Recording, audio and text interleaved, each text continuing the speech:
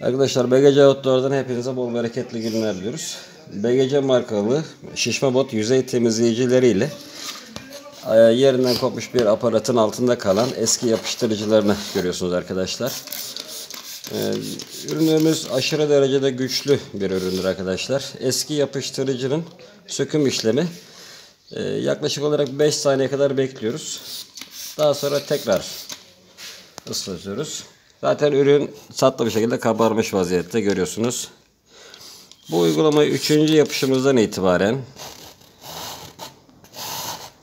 bu botun yüzeyini alma anlamında değil, eski yapıştırıcıyı kumaşa zarar vermeden sadece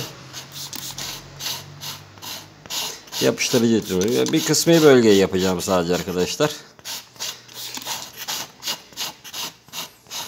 Bıçağımız öyle yani şey değil, keskin bir bıçak değil, kör bir bıçak.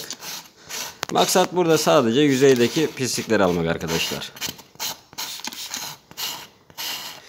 Gördüğünüz gibi arkadaşlar eski yapıştırıcıyı söküyoruz.